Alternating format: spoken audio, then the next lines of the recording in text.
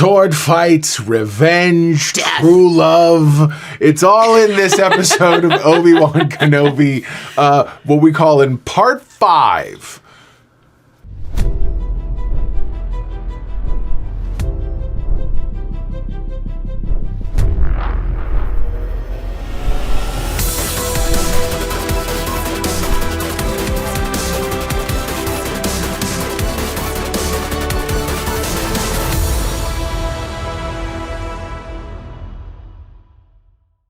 What's up, my know-it-alls? Welcome everyone. to your Obi-Wan Kenobi recap and review with Mr. and Mrs.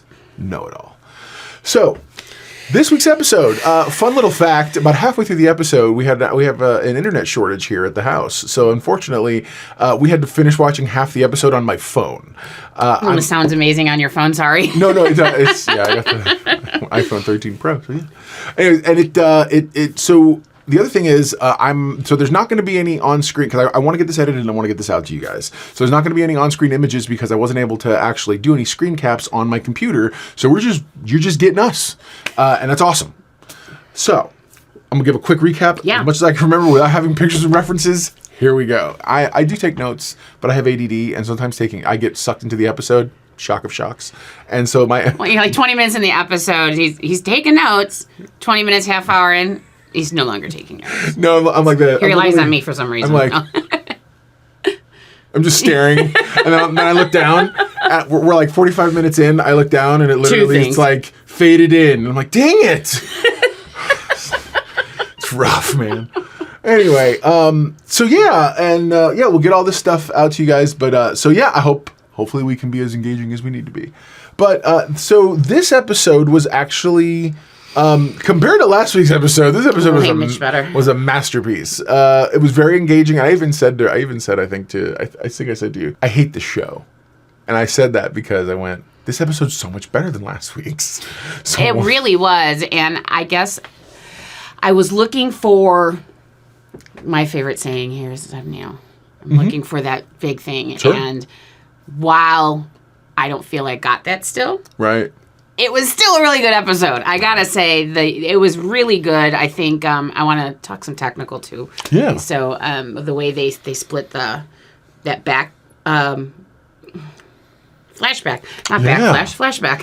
Flashback. They were showing it from Vader and from Obi-Wan. Yeah. Which I thought was like I thought was pretty good. Yeah. Storytelling. So we get de-aged, only slightly de-aged Hayden Christensen rather, who plays Anakin, and we see him as Anakin, and it's not even like Clone Wars Anakin, so like a slightly older with the longer hair and the scar in his face.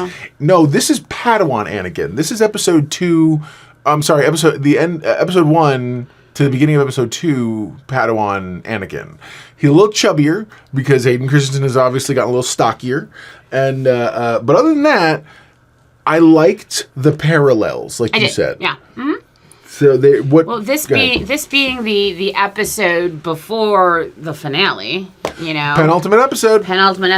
I did turn to Mr. Know-it-all and said that did not feel like that episode. Wow, but it wasn't bad. No, it wasn't bad. It just doesn't feel like I'm not wowed, and the story's good, but I'm just not like wowed by all of it. So I think what kills me is a lot of people are going to make comparisons to Book of Boba Fett and Obi-Wan Kenobi because there were a lot of people on the internet who didn't like Book of Boba Fett. Even though it was purposefully paced, and there are parts because you can go back and watch my reviews. As a matter of fact, I'll put the cards to my Boba Fett reviews right up there, and so it's one of those things that. I was still engaged at all levels, and maybe it's because this is all a story I've never known or thought of. I think that's why I like it, is because I like the story. It's not telling me the action part isn't, but I do love the story. Right. Well, and I feel like this one, I think fans just wanted Obi-Wan Kenobi back, so that's why you're like Obi-Wan Kenobi. But at the end of the day, I don't know that I was ever pining for this, and I don't know that I necessarily needed. But then who needs any of these things? I don't know that I needed an Obi-Wan Kenobi series to do what this one's doing. I don't mind it. I like it because we're seeing young Leia. Yeah. And now we're going to see young Luke. Well, and they started her so strong, and then they just get rid of her for half the episode. Yeah. So literally, the basic gist for those of you playing at home who haven't seen the episode, or what the heck are you watching this for? Go watch the episode. But is that so? There's the Empire shows up, Reva and them, they track them down the whole 9 yards, and they close the top. There's a roof that is closed, and so the little Lola, who we found out was Reva's spy, with a little tracker on it that made Lola's face turn red, or little eye turn red. Lola goes up into the armature control for the arms, for the big doors that open and close, and burns the controls.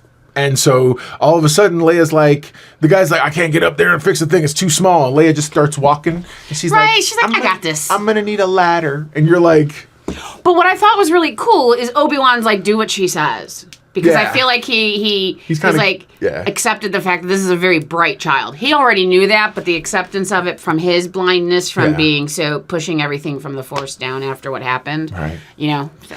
Well, and we do get this really, really amazing and somewhat engaging look at Obi-Wan Kenobi has begun, I believe, this episode, he's begun his, I don't want to say turn, because turn sounds bad. He's begun his climb back to being Obi-Wan we know. He finds on Jabim, he finds, by the way, that was a mistake on my part. I thought last week they had arrived at Jabim, which is where they left from with that planet where you drop off your stuff. I was wrong. That was the path to get to Jabim, and at Jabim is where they take you someplace else and whatnot. Safer, yeah. So they're on Jabim in this episode, and so that's what he does. So he finds this box of lightsabers that have been left behind and other Jedi stuff. So sad. And so what does he do? He puts on this brown robe vest that we know, and he feels very much. He's starting to feel more Obi-Wan. He sees people panicking, and he kind of stops everyone and starts talking and telling them how they're going to go through this. And I look at Don and I said, dude, he was general of the Republic. He was a general of the Republic during the Clone Wars. The man knows how to strategize. He knows effectively. And that's always been a problem I had. First off, and there's tons of videos on the internet, Order 66 should not have wiped out the Jedi. The Jedi are supposed, and mind you, there's. Okay, well, go ahead. There are books. So those of you who are like, it's explained in this one book, fine. The Jedi Temple was built on a Sith, whatever. And it's such a stupid answer, and it's one of those things that I'm just like, that's just bad writing. Because I feel bad or lazy. Bad. I think this is more bad because I feel like having that outlook on having the Jedi bottom line should not have. I don't care how capable the clone soldiers are. I don't care how many more of them there were than the Jedi. At the end of the day, you even.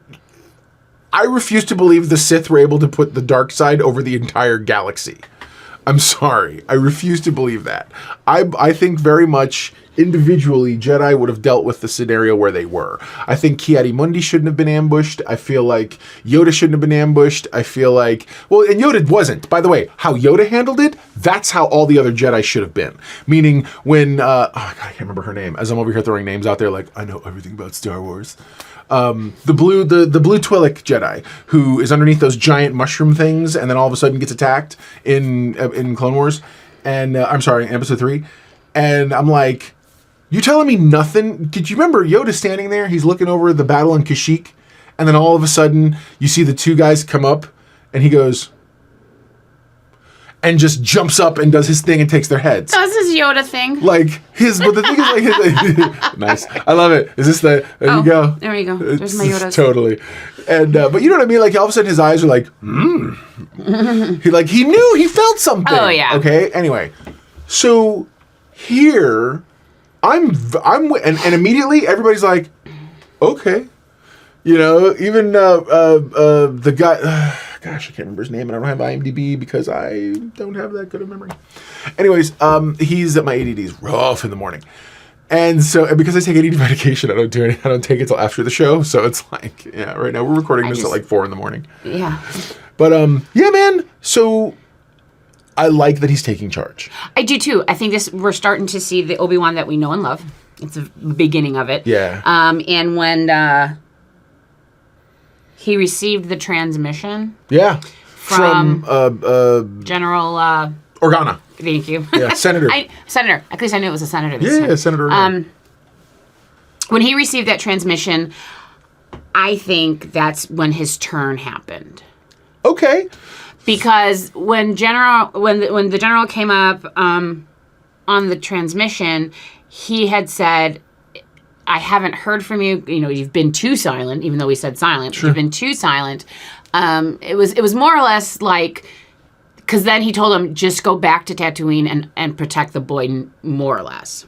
And I think when Obi-Wan heard that, that's when the light kind of clicked. Like, yeah. Like we have a problem because this is Anakin's now son, and we all know what happened with Vader. So I'm just, you know what I'm saying? I'm just like, I can understand where like Obi-Wan came back and said, okay, this is what I need to do now. I got to get back to Tatooine. No, I agree. And so I feel like the whole idea that Obi-Wan would get disillusioned is not unrealistic. Mm-hmm. It's going to be a total of about 20 years from episode 3 all the way to when we finally see him again when he meets Luke on Tatooine. Mm-hmm. And I feel like 20 years is a long time to, and it's only been like a few. It's only been like 10 or so now, 9, 10, whatever. He's had time to think, regret, be up, want to hide, want to be this and that. He's had those many years to become, dude. And I don't care who you are, you get depressed if you're not doing it. Having to hold the line, if you will, for a decade by yourself. That's rough. It's also Jedi-like, though. Very Jedi-like. And so we still haven't seen, obviously we haven't seen Qui-Gon yet, and allegedly he's supposed to be on the show, so Liam Neeson's supposed to cameo, which I think, and I think that'll be the final, so either A, they're going to cop out, and Liam Neeson's going to be the one who somehow appears, says something, does something, somehow pushes Anakin or something, has some sort of confrontation somewhere. I believe Qui-Gon's going to show up and either give sage advice, which would be the smart move, or because we've already seen Yoda show up and influence things in the sequel trilogy, I think there's a very big possibility that what you get is Qui-Gon either a really low moment, almost like I want to say Merlin. It's not Merlin. Almost like Gandalf in Lord of the Rings, The Two Towers, or Two Towers. Wherever the battle of Helm's Deep was, where they that's your realm. Sorry. Anyways, where all of a sudden you look and there's this like shiny light and he's on the hill and that's right. I think it's going to be a moment where Vader's going to be ready to like really hit and Obi-Wan and Qui-Gon's going to show up. Qui-Gon's going to show up and he's going to say something. Really? And that's me. There's no evidence to that effect. I'm thinking like a writer.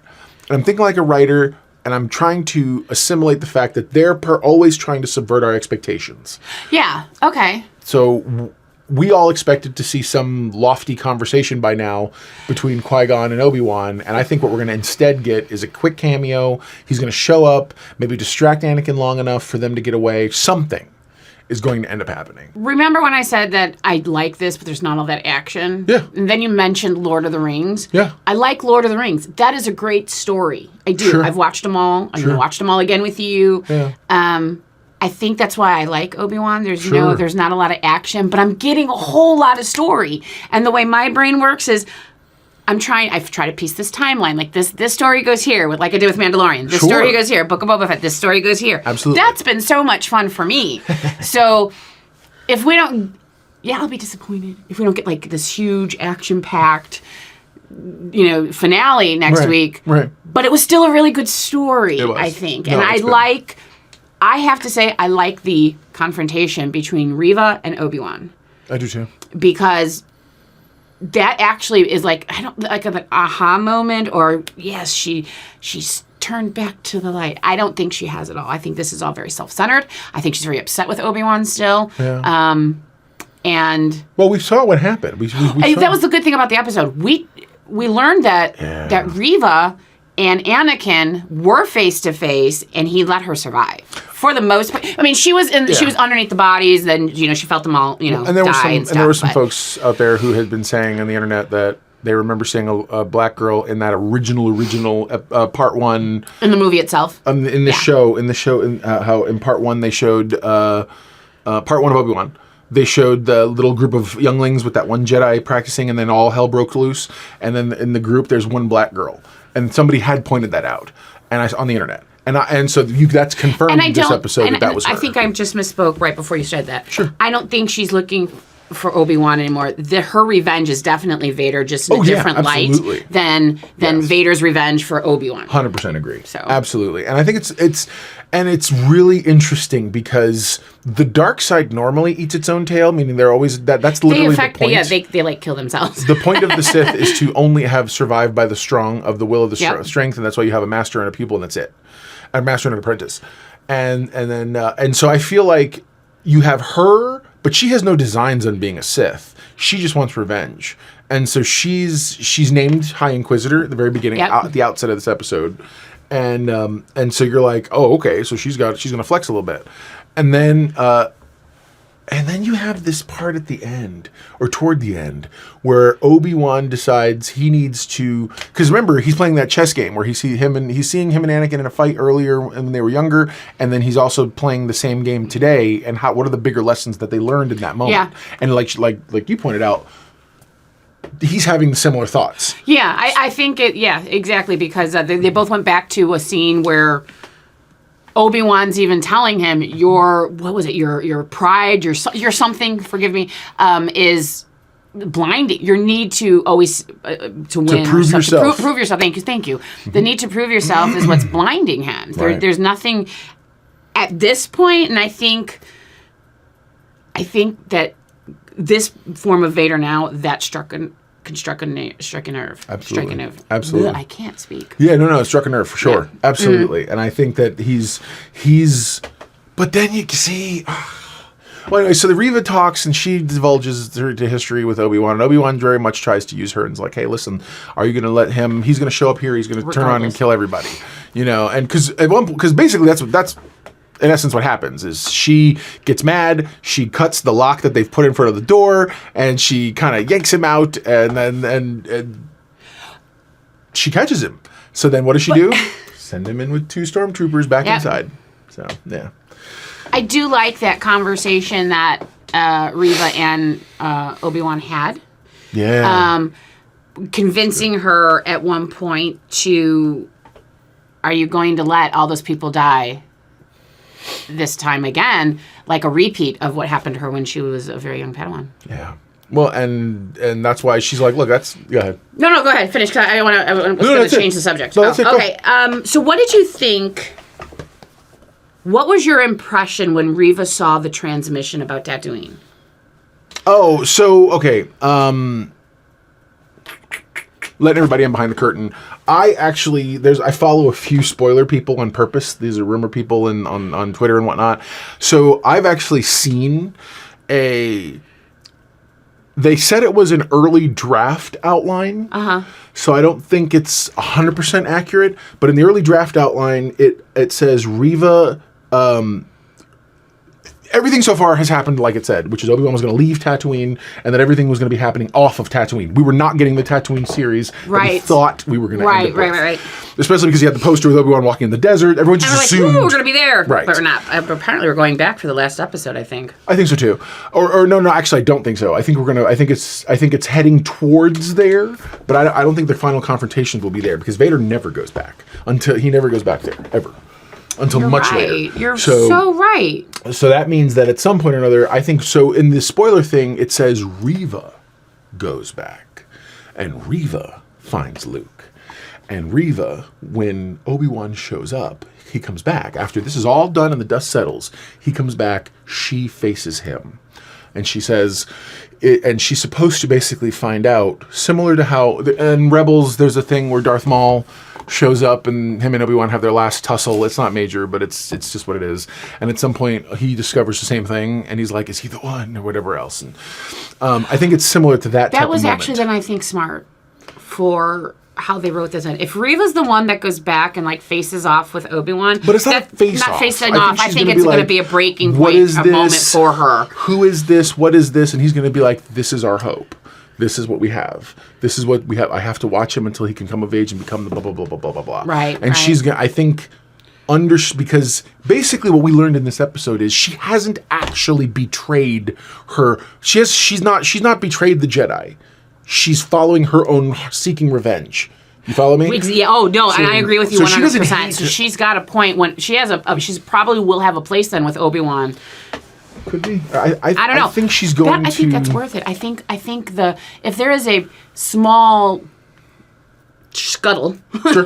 a small scuttle between Reva and Obi-Wan, I think that would be okay because I don't think we're going to see another Vader fight with Obi-Wan.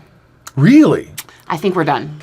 Yeah, especially now after you said it was a potential spoiler with Reva going to Tatooine. Yeah. I honestly don't think we're going to get a Vader and Obi-Wan fight, which is okay. Like I said, this has been a great story, and do we get another season? I feel like you get one or two. They're talking about it. Okay. I feel like you get another encounter. I don't feel like you get another fight.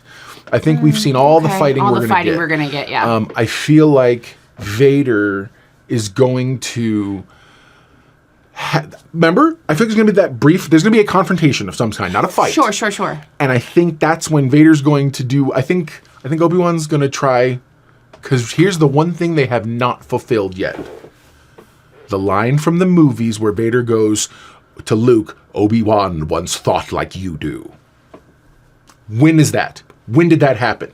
That means at some point, Obi-Wan was like...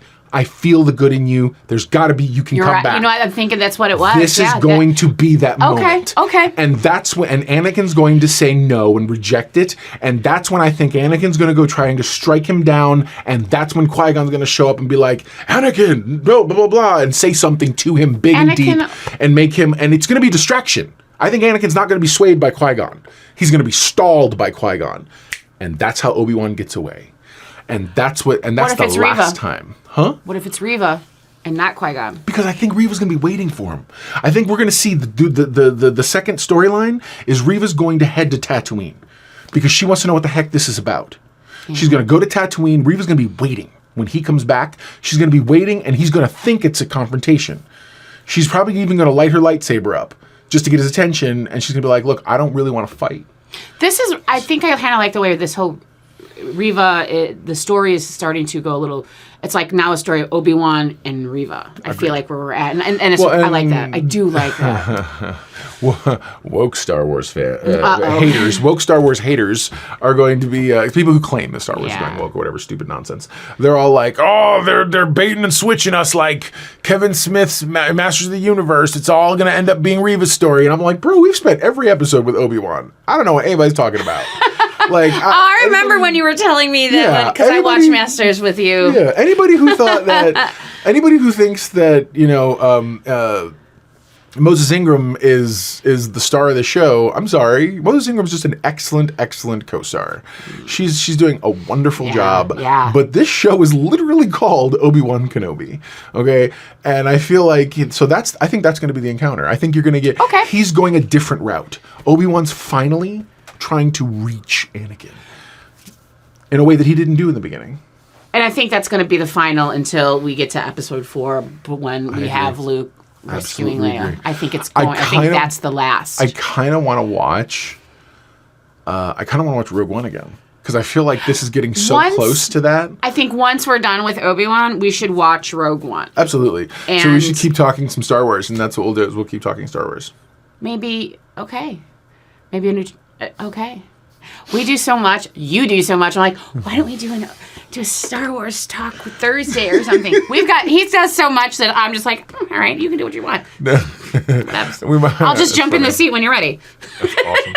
That's awesome.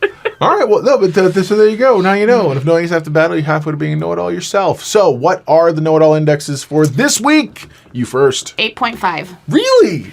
I know at the beginning of this, you guys were probably thinking that, because I said, it wasn't loaded with action. Mm-hmm. But the more I'm thinking about it, the more I really do like this story. Yeah, I agree. As my comparison, that I gave to you, mister. It would be a rough movie if you had to watch this whole thing once solid. It would be, but I'm really like, there was a lot more.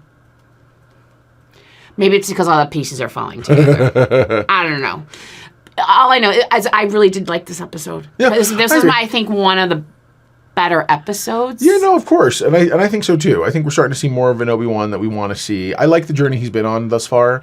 I do feel like there's probably been a couple filler episodes in here somewhere, which I'm thinking for 6 episodes, why would you have any filler? Why would you need a filler? Anyway, I